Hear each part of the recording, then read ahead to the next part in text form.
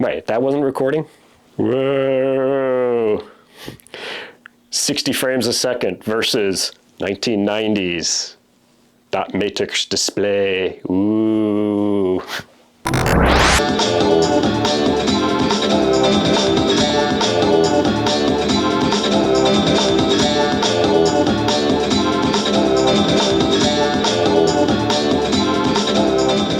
This particular shot is actually getting filmed, not to date myself, but a day before we depart for the Pinfest show in Allentown, Pennsylvania, which is where this World Cup Soccer was originally picked up as a project. I went through it. It's complete.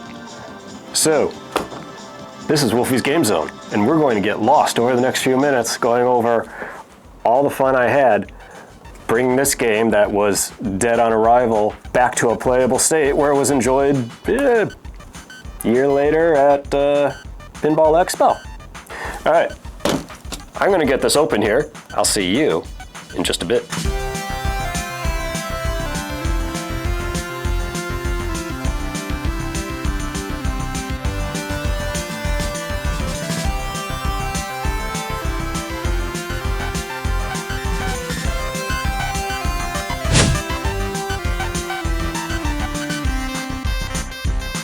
Walking around the Allentown show, it's like I was specifically looking for a project and I had a list. World Cup Soccer was not on it, but one rolled in and it was in dirty, dirty shape. And that usually tells me, hey, someone's got one of these that they're just like trying to unload. Maybe. So I waited for the guy to set it up. And yeah, as soon as he slapped a for sale sign on it, I wanted to start playing it right away. But the moment I was watching him turn it on, of course, we got the factory settings restored. Problem with the batteries. All right, that's always off to a good start. He'd get it up and running. Things would not work on the Playfield. People would turn it off. Someone would come by and turn it on, say factory settings restored. Okay, clearly there were no batteries in the game. You know, WPC board sets right now are the ones that don't scare me. I've been working on those way too much. So I couldn't wait to actually get into the back box. And of course, taking the back glass off, only 3 lights were lit. I really wanted to make sure that the GI was operating, but that's easy to check when you can actually swing the door open and check on the back and see that there's a light lit on pretty much every GI strand. CPU board has the battery hold mounted separately, so that had to come off and get cleaned and polished up, and as soon as it was making good contact again, hey, factory settings restored, we're fixed. The GI connectors from the factory were still there in great shape with no burning. Like, this is odd. I've had to replace the connectors on every game that came in. How does a game from 1994 survive this long without any connector damage? It survived that long because it was still the original bulbs, including all the ones that burnt out, so there was absolutely no stress on it. As soon as all the GI was replaced with properly working bulbs, mind you, then the age of the connectors showed up and they had to be rebuilt. So taking a look here at the connectors, rebuilt, and as soon as that was done, not a single problem. In fact, there wasn't a problem anywhere on this board set. And the board set is the first thing that I always look at, because that's got to be working, because as soon as I start taking the Playfield apart, you know, variable isolation. Make sure the computer's doing what it needs to do so we know that the problem is something on the table itself. Buyer's remorse just went out the window. It's like, okay, this is a project I can work with. Go me. Whoever operated this seriously had a problem with the game called World Cup USA 94. Okay, that's when we hosted the World Cup, 1994. It's a fact. I had to go and try my best to correct all the parts where the number 94 was like scratched out, but everything else was like well preserved. You gotta have a good cabinet, right? Everything you're about to do. This thing has to be sturdy. And yes, I actually beat the crap out of these cabinets to make sure they're sturdy. And it needed some art touch-up, because I don't know what the problem they had with the 94 on the game, but it's back. And thank goodness that my daughter is into art, because she had a paint kit that really color matched this really well. I'm not familiar with a soccer ball that has cyan, teal, green, blue. I don't know what color that is. I matched it. I should go look at the tube. You think I would do that when I'm writing the scripts? No. You get this on the fly. But, really fix a gouge in the back. This game also clearly was dropped. Yes. But, yeah, that damage is all touched up, and thank goodness the back is just flat black. And while the black is out, little cleanup of the coin door, because this game was on location. It was played quite a bit, and a lot of people insisted on missing the coin slot when they wanted to play. That's a thing. Man, that takes me back. I just press the blinking start buttons now. There's no coins here. I torture my kids' friends by putting it on coin play when they're over. It's hilarious. One of the things that I'm really intrigued by working on this game, it's always known as World Cup Soccer. That's what the back glass says. Except everywhere else, it identifies itself as World Cup USA 94, including in the software. It's the name of the game software. So where'd the World Cup Soccer come from if the whole thing is supposed to be World Cup USA? My guess, and let me know down in the comments, since YouTube has a reach beyond the United States, if this game was being shipped overseas, did it actually say World Cup Football? I've never come across any kind of translate or anyone else calling a World Cup Football, unless they're just used to calling soccer football. There's been no evidence of it. So maybe that was just a plan and they never follow through. I mean, forward thinking, kudos on the marketing department there for that one. But yeah, if you're gonna be one of those people that are going to come across and say, hey, Wolfie, how do you like the game? It's like, it's soccer and yet they have a dog all over the place kicking the ball around. Okay, surprisingly, I get that question a lot. Striker was the mascot. We're one of the host cities of USA 94. I was in college, I was going downtown, that dog appeared everywhere. So I actually do appreciate that they used the mascot as opposed to actual soccer players. I could not name a soccer player for the life of me. So yeah, don't give me crap about Striker. Striker is cool. And I make the joke that it's not an official pinball show unless you see a Stern Electronics Meteor. Going through all my pictures of the show when they flash up on my screensaver, I'm noticing there's a lot of World Cup Soccers that show up at shows too. So I guess it's a popular game for reasons, which means needs to work, which means operator hack craziness had to go. What's one of the first things that was broken on the floor show at Pinfest? One of the flippers. It not only was weak, but like bounced around, so I figured, oh, it was just loose. And then it would like hang up. No, it actually wasn't loose. It was like some of the most creative way of wiring the spring, return spring, around various mechanisms as a spiral, of which, okay, someone clearly didn't know what they were doing. If it was the operator hacked, well deserved. They jammed screws in there that were way too big, so even if I wanted to like build it with a correct flipper rebuild kit, I couldn't. So replacement flipper plates were in order. And I'm okay with that because new flipper plates, shiny. I like shiny. Surprisingly, the one that had the most hacks done to it is the one where they replaced the flipper coil. So clearly they had a problem with that lower left flipper. Replacing the coil might have been necessary. Everything else to make sure the replacement coil worked, highly not necessary. The one reason that I'm kind of glad it was the lower left flipper is this is extremely questionable. And I don't even know, am I even in view?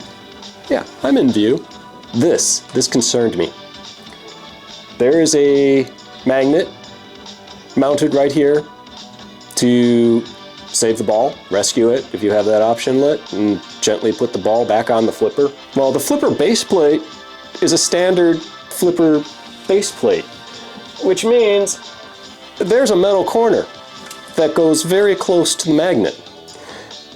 So close, it was borderline touching the coil of the magnet, and you could find on the old magnet the spot on the wrapper that was like worn away, exposing some bare metal. That would not be good. A newer, better wrapped magnet was put there, and I had trouble finding one of those modified flipper base plates, which I would have loved to go for, in which it didn't have the full mounting bait, and I can't remember where I seen it. If you have a Williams Bally pinball machine that has the modified base plate, I know I've seen it. I just can't remember where, but I know they're out there. What is that game? Help jog my memory. Put it down in the comment. When I remounted the magnet, I adjusted it slightly. The CNC router gave plenty of factory variance so that the magnet could be adjusted, so I took advantage of that, just to make sure that there was ample spacing between the base plate and the magnet. So it's close, but they're not touching. And it's getting close to the protective wrapper, so I'm no longer concerned, and that actually has held up through a show. So now we're actually going to get down to where the fun happens, and the first was the assist. It's a kicker. It's still a little sluggish, but fully retracts. That was the problem at the Pinfest show display, is it would not retract, so the metal would continually just be up and out. So that shot and created a ball trap.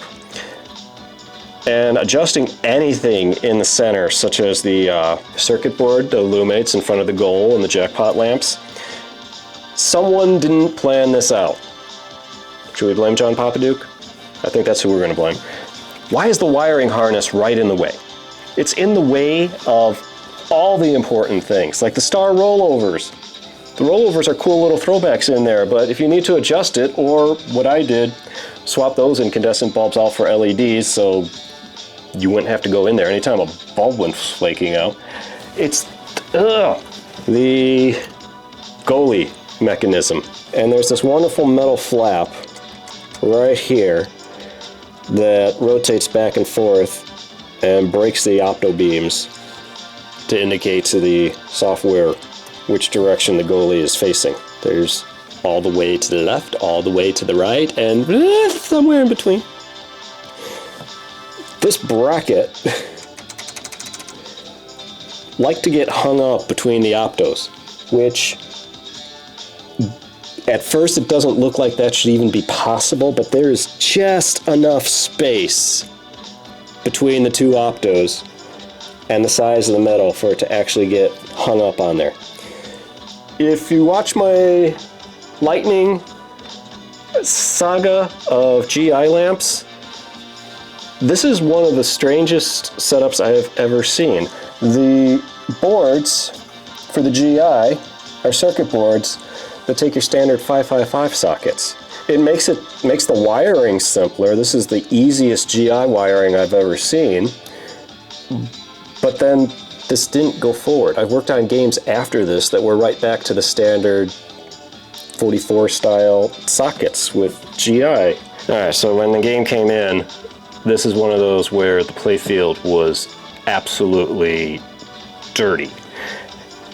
It cleaned up nice. It was one of those where there was so much dirt it actually protected the Playfield. Not a whole lot of chipping and scratching going on in diamond plating, and the colors all there. Game overall, color-wise, looks great. There was absolute insanity going on in the jet bumper area with, I guess, all the balls that just come here. There was the thickest dirt I have ever seen that just caked to the Playfield, and it was one of those where it's like I had to gently sand the upper layer of the dirt a way to even get it to break apart, and being extremely careful and anxiety ridden at the time, making sure that I don't go into the diamond plating, because I don't need to sand a diamond plating that looks absolutely in great shape. So that was nerve-wracking. Originally, we thought a whole chunk of the dirt was related to our good friend, the soccer ball toy. Fun story of the soccer ball.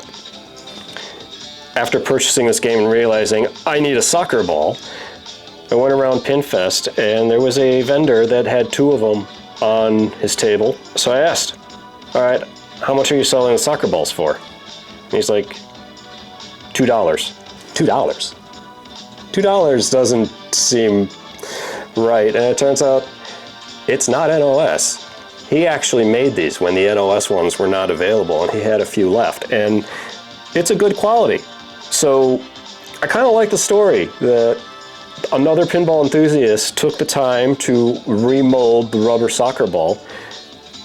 Here it is. And like I said, we're going on a 1.5 years later, and outside of some dirt from just being played, this thing's holding up great. So there's a nice personal touch from the pinball community going on here, which just, I love that. I'm a fan of that. So if you're going to do a ramp replacement on World Cup Soccer, pay attention to this lock area. It should be straightforward. Ball rolls past, magnet turns on, grabs ball, puts it in lock. New ramps, varying degree of thickness. So you do have to like make sure the switch right before the ball rolls in doesn't impede with the speed of the ball. That was a fun problem to diagnose. It was simply the ball would roll past it but lose just enough speed to just divert in there all the time.